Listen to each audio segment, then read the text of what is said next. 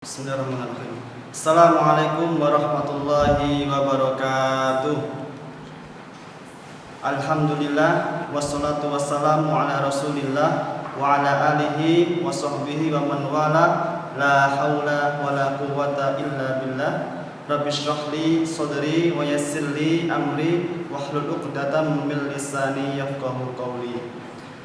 Anak semuanya yang saya sayangi, pada kesempatan kali ini adalah pertemuan pertama kita akan mempelajari bahasa Arab di jilid 6 di semester yang pertama. Ya. Pada kali ini yang akan kita bahas adalah di dalam ad-dars awal adalah al-ismul mausul, ya. Jadi sebelum kita mengerjakan beberapa tadribat, soal-soal, maka perlu kita mengenal beberapa istilah yang akan membantu kita dalam mengerjakan latihan-latihan. Sudah saya tulis di sebelah kanan saya, ada beberapa istilah yang tentunya kalian perlu mencatat, ya. Perlu dicatat sebelum nanti kita membahas beberapa contoh, ya. Jadi tolong dipersiapkan buku tulis kalian, kemudian alat pensilnya juga, kemudian apa yang saya tulis di sini silakan semuanya mencatatnya, karena untuk membantu mengerjakan beberapa soal. Oke, kita langsung masuk pada istilah yang pertama, yaitu isim. Ya, isim adalah kata benda atau semua kata yang itu bukan kata kerja. Paling mudah seperti itu, ya. Dalam bahasa Arab, isim adalah semua kata, baik itu kata benda atau kata yang lainnya, tetapi dia bukan kata kerja. Yang kedua adalah mausul. Karena yang kita bahas pada saat ini adalah al-ismul mausul, maka kita harus tahu mausul. Apa mausul itu? Mausul adalah kata sambung, ya. Nanti ada contohnya beberapa contoh, yaitu seperti alladzi, yang, kayak gitu. Kemudian fi'il. Fi'il adalah kata kerja, ya. Kata kerja. Nanti dibagi tiga, ada fi'il mudhari', ada fi'il madhi, fi'il mudhari', dan fi'il amar, ya. Nanti kita bahas. Kemudian mufrad. Ya, mufrad adalah kata tunggal, yaitu kata yang mempunyai arti satu buah, satu aja, satu buku, satu pulpen, itu namanya mufrad. Kemudian yang kelima adalah mudzakkar. Mudzakkar adalah kata untuk laki-laki, ya. Nanti ada tanda-tandanya, ada ciri-cirinya. Yang keenam adalah muannas. Muannas adalah kata untuk perempuan, ya. Yang ketujuh ada mubtada. Mubtada adalah isim yang berada di awal kalimat, ya. Setiap isim yang berada di awal kalimat disebut mubtada. Yang ke-8 adalah khobar. Khobar ini isim atau kata yang menjelaskan mubtada, ya. Khobar menjelaskan mubtada. Oke, tolong ini semuanya tolong dicatat, ya. Karena kalau nggak paham ini nggak bisa ngerjakan soal-soal yang akan kita kerjakan ini, ya. Baik, sudah ya, catat. Sekarang kita membahas beberapa contoh, ya. Yang pertama, ya, karena di sini ada al-ismul mausul, maka kita harus tahu isim, ya. Apa sih isim itu? Tadi sudah dijelaskan, yaitu semua kata yang bukan kata kerja. Sekarang saya ambil contoh muwadzafun, ya. Muwadzafun ini adalah isim. Artinya di sini adalah seorang pegawai, ya. Jadi banyak isim, contohnya kitabun, madrasatun, faslun, jidarun, itu semuanya isim. Sekarang di sini saya ambil contoh muwadzafun, ya, yaitu artinya seorang pegawai laki-laki. Oke. Kemudian mausul, ya. Mausul di dalam pelajaran yang pertama kita hanya membahas dua contoh mausul, yaitu alladzi dan allati, ya. Alladzi artinya yang, ya, untuk laki-laki. Allati artinya yang untuk perempuan, ya. Nanti kita akan tahu kenapa sih dibedakan laki-laki dan perempuan nanti, ya. Sekarang kalian harus tahu dulu al-ismul mausul. Pada pelajaran yang pertama kita membahas dua contoh saja. Alladzi artinya yang dan allati artinya yang. Oke. Kemudian fi'il. Nah, di bawah ini ada tiga macam contoh fi'il, ya. Pertama, jalasa, fi'il madhi, artinya telah duduk. Ingat-ingat, fi'il madhi pasti ditambahin telah. karena dia waktu lampau telah duduk. Yajlisu sedang duduk. Ijlis duduklah. Yajlisu fi'il mudhari', ijlis fi'il amar. Oke, cukup. Kemudian yang di bawahnya ini jalasat bentuk muannas. Jadi nggak tahu ya apa muannas tadi. Muannas itu adalah perempuan untuk perempuan, mudzakkar untuk laki-laki. Jadi fi'il madhi untuk mudzakkar jalasa, yajlisu, ijlis.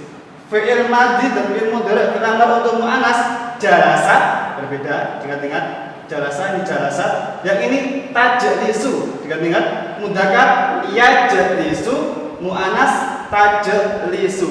Ya. Kemudian ijlisi, ini fi'il amar. Oke, cukup. Kemudian mufrad. Nah, tadi kita nyinggung masalah isim di sini ya. Oke. Contoh dari mufrad di sini muwaddafun. Oke. Di sini kenapa kok disebut mufrad? Karena di sini masih bentuk asli, ya. Masih bentuk asli, tidak ada penambahan huruf apapun. Ya, nanti di pelajaran berikutnya ada perbedaan, ada penambahan huruf. Nanti pembahasannya. Sekarang kita bahas isim mufrad. Ya, isim mufrad itu bentuk asli sehingga artinya adalah muwaddafun, seorang pegawai, satu orang saja. Karena isim kata benda atau semua kata bukan kata kerja, dan mufrad adalah tunggal sehingga diartikan seorang pegawai, ya. Kemudian mudzakkar dan muannas. Oke. Sekarang kita beri contoh dua. Tadi muwaddafun, ya. Ini isim mufrad mudzakkar, ya. Kemudian contoh kedua muwaddafatun, isim mufrad muannas. Sekarang perbedaannya di sini. Kalau isim mufrad mudzakkar jelas artinya seorang pegawai, satu orang. Di sini tidak ada tak marbutoh. Kemudian isim mufrad muannas, seorang pegawai karena satu orang. Nah, di sini perbedaannya ada tak marbutoh. Ya, ada tak marbutoh di sini menunjukkan arti muannas untuk perempuan. Oke. Sampai sini paham ya? Jadi ini isim mausul, alladzi, allati. Yang ini isim mufrad mudzakkar. Yang ini isim mufrad muannas. Dicatat ya. Ini isim mufrad mudzakkar, ini isim mufrad muannas. Oke. Sekarang kalian melihat di halaman 20, ya. Di halaman 20 semuanya melihat, membuka bukunya. Di halaman 20 di situ tertulis ada istilah mubtada, ya. Mubtada dan khabarul mubtada. Tadi sudah kita bahas, mubtada adalah isim yang berada di awal kalimat. Mana dari contoh dua ini yang termasuk mubtada? Tentunya ini, ya. Ini tentunya, ya. Nih, kemudian yang contoh kedua adalah ini. Karena apa? Mubtada adalah isim yang berada di awal kalimat. Ini kalimat. Maka ini yang di awal kalimat alladzi, maka ini mubtada.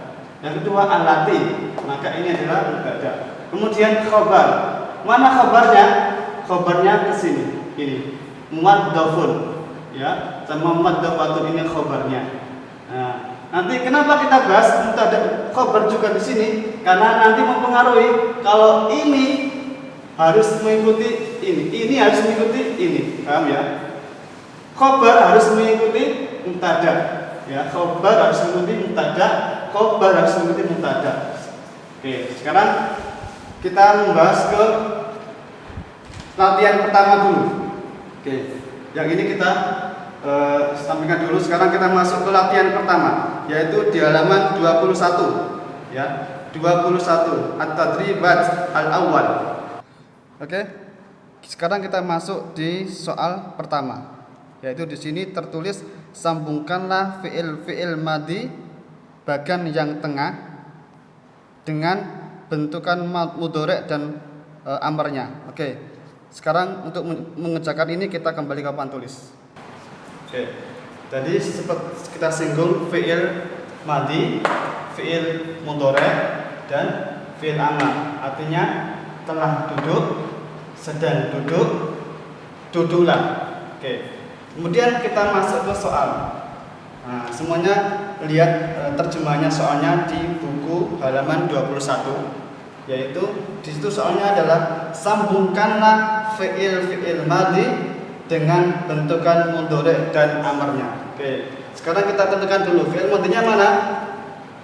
Tentunya ini kan, ini jaro ini ya, fi'il madhi. Kemudian fi'il mudhari mana? Fi'il mudhari ya jelisu, ya jelisu, ya jeli. Kemudian amarnya mana? Ijlis, ijlis, ijli, ya kan? Nah, sekarang di situ diminta untuk menyambungkan. Cara mengerjakannya seperti ini, menyambungkan. Fi'il madhi disambungkan ke fi'il mudhari. Nah, kemudian fi'il madhi disambungkan ke fi'il amar. Nah, kemudian kedua, fi'il madhi jaro disambungkan ke fi'il mudhari. Kemudian fi'il madhi disambungkan ke fi'il amar. Nah, seperti itu, ya. Jadi cara mengerjakan untuk tadribul awal seperti ini. Bisa dipahami ya, anak-anak? Oke, sekarang kita lanjut ke latihan kedua. Tetap di halaman 21. Baik anak-anak, semuanya pada lihat ke buku bahasa Arab halaman 21. Di situ ada soal, yaitu sempurnakanlah sebagaimana contoh. Sudah ada contoh di situ, jalasa, yajlisu, ijlis. Nah, kalian tinggal mengurutkan ya sebagaimana contoh. Di situ di tengah-tengah tertulis yajri. Tengah-tengah tadi fi'il apa? Fi'il mudhari. Nah, tertulis yajri. Sekarang kalian diminta menulis mengisi kolom yang kosong itu. Yang sebelah kanan itu apa kira-kira? Fi'il madhinya apa? Kemudian fi'il amarnya apa? Ya, seperti itu. Kita bahas di papan tulis. Di sini saya sudah menulis sebagaimana di buku, yaitu jalasa, yajlisu, ijlis. Kalian diminta mengisi kolom fi'il madhi, kemudian fi'il amar. Bagaimana cara mengerjakannya? Cara mengerjakannya, pertama kita tahu ini dulu fi'il mudhari. Nah, untuk mengerjakannya, fi'il madhi itu biasanya dihilangkan ya-nya. Contohnya,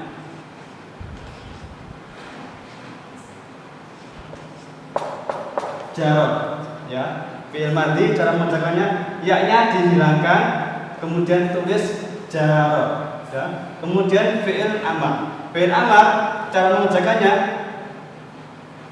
ya-nya diganti alif. Nah, kemudian ijri. Nah, untuk ya ini, untuk alif ini dihilangkan.